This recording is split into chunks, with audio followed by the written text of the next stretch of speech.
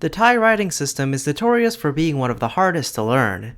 The rules surrounding the script are very complicated and at times seem nonsensical. But all of these complicated rules exist for a reason, and understanding those reasons can make learning the Thai script easier, or at the very least, less frustrating. Let's start with the obvious. Why on earth are there 44 consonant letters used to represent the 21 consonant sounds of Thai? The reasons for that boil down to sound mergers and loans from Sanskrit and Pali. The Thai script descended from the Khmer script, which in turn descended from the Pallava script, a script used in the Pallava dynasty of southern India and across Southeast Asia, which in turn descended from Brahmi, a script used to write Sanskrit and Pali. So not only were their letters inherited indirectly from Brahmi, meant to write Sanskrit-specific sounds, but because of those languages' significance to Buddhism, and with Thailand being very much Buddhist, plenty of Sanskrit and Pali words made their way into Thai. And King Ramkhamhaeng, ruler of the then Sukhothai kingdom in the late 1200s, who either ordered someone to create the writing system or created it himself, had Sanskrit and Pali loans written with letters corresponding to their sounds in Sanskrit or Pali. The specific sounds from those languages not found in Thai were the breathy voiced plosives, the retroflex consonants, and the palatal fricative sia. The breathy voiced sounds were pronounced as plain voiced plosives. Retroflex consonants were loaned as their alveolar equivalents, and sia was pronounced sa. Thai also had plenty of native consonants not represented in the other Brahmic scripts, those being fricatives fa, va, za, ha, ra, pre-glottalized ba, da, ya, and voiceless versions of the sonorants. Now you may be saying, most of those sounds don't exist in Thai, and you're right. They don't exist in modern Thai, or at least in the standard central Thai of Bangkok, but they did exist in Sukhothai, the Thai language spoken when the script was created. There are also other Thai languages, a group of languages related to Thai but distinct, and spelled differently in both English and Bangkok Thai. Other Thai languages include Lao, Isan, Northern Thai, Southern Thai, Shan, and the Zhuang languages. Anywho, letters for the fricatives were derived from aspirated or voiced plosives. Pre-glottalized plosives got their own symbols that the plain plosives were modified from. Ya was represented with the glottal stop letter a, placed before the letter for ya, yak, and the voiceless sonorants were represented with the letter for ha, hip, placed before their voiced counterparts. Now for sound changes. First, the velar fricatives ha and ra merge with plosives ka and ga. On a different note, did you want to see the Thai consonant inventory get cut in half? No? Well, too bad, because every single voice sound and their voiceless equivalents merge.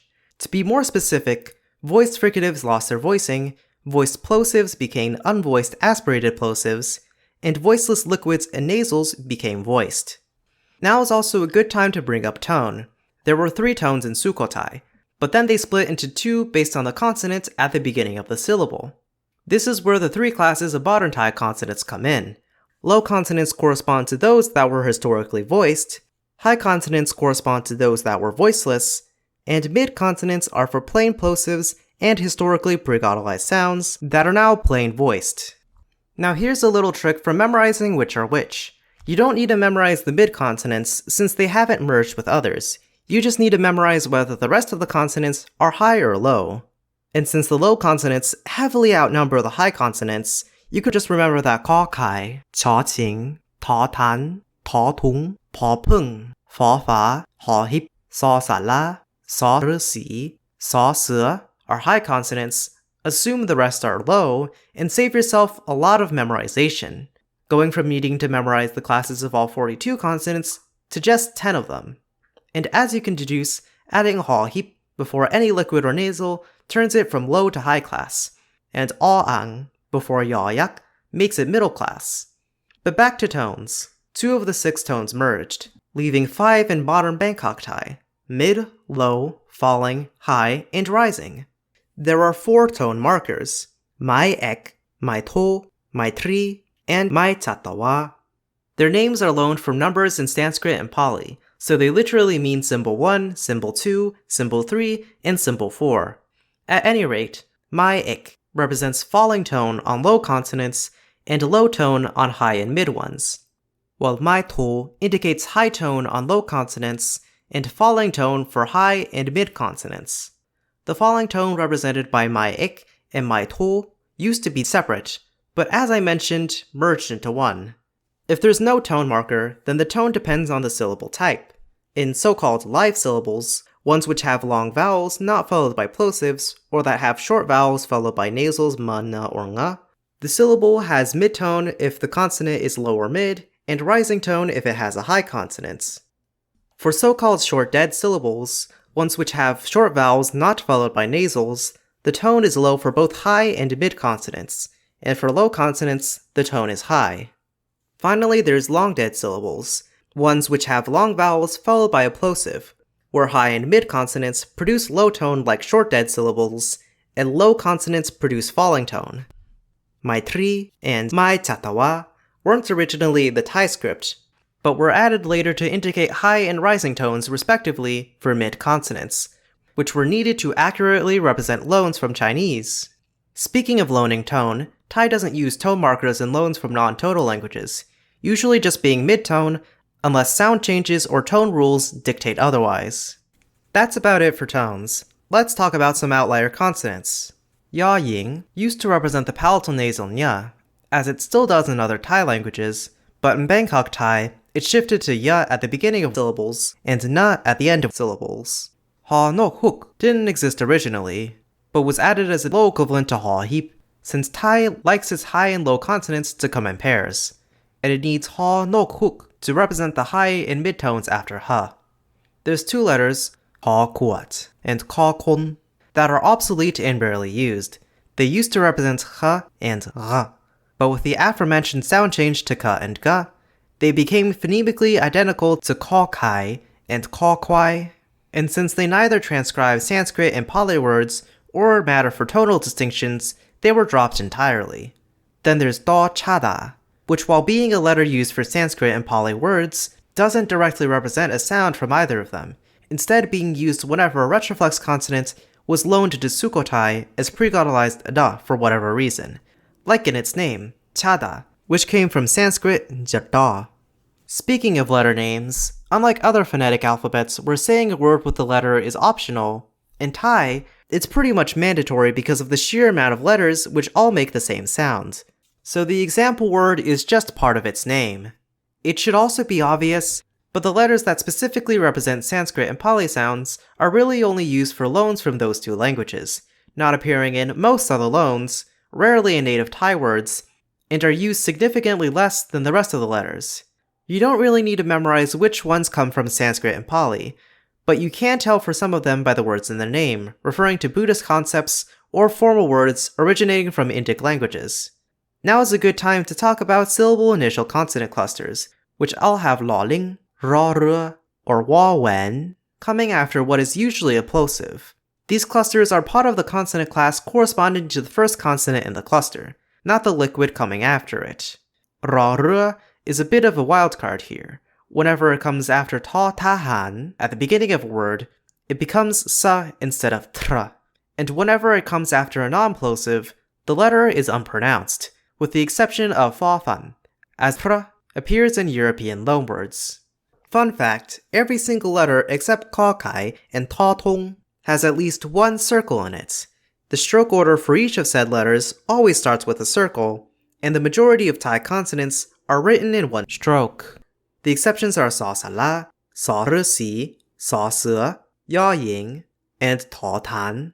Those last two have components at the bottom of them, which are removed whenever a vowel diacritic goes at the bottom. Speaking of vowels, I should probably talk about those now.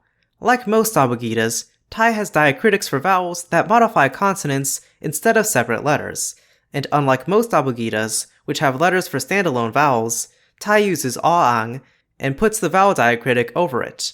Since phonetically, Thai always requires an onset consonant, in this case the glottal stop. There are 9 monophthongs that come in short and long pairs, and they often change form whether a consonant follows it within the syllable. In particular, if there's no consonant letter after short vowels a, o, and a glottal stop is pronounced there, and they're each written with wi san cha ni whenever they end a syllable, which you can think of as a coda glottal stop marker.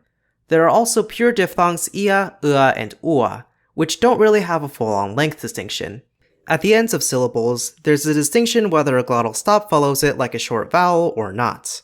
But this distinction doesn't exist in closed syllables. There's also marginal diphthongs ending with glides ya or wa, which are normally written just as the regular vowel but with yaw yak or wa wen after them.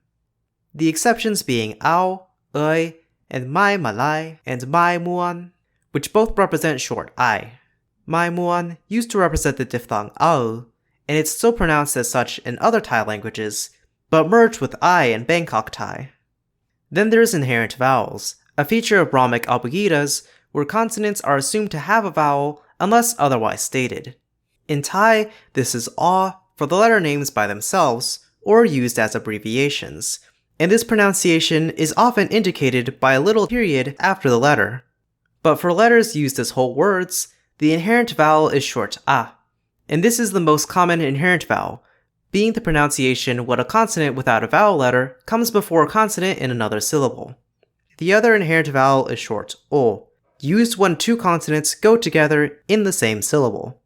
When three consonants come in a row, the inherent vowel is a, then o, and with four consonants, the first two have an inherent a, and the third has o. And whenever a consonant ends a syllable, it usually has no vowel sound. Ra ru acts irregularly when around vowels. It causes inherent vowels, no matter the syllable boundaries, to be long aw. And two ra ru are pronounced as a before a coda consonants and an on its own. This is in part because Thai only allows for consonants pa, ta, ka, a, ma, na, nga, ya, and wa to be pronounced at the ends of syllables, and other consonants are typically pronounced as one of these 9, with syllable final pra being pronounced na. The other part of this rule is that Thai used to write inherent a within syllables by doubling the consonant that came after it, and then this double consonant gradually developed into mai han akat, the diacritic for short a, with only double ra ra surviving today. Thai also has some silent consonant letters, which are explicitly indicated with tan ta kat.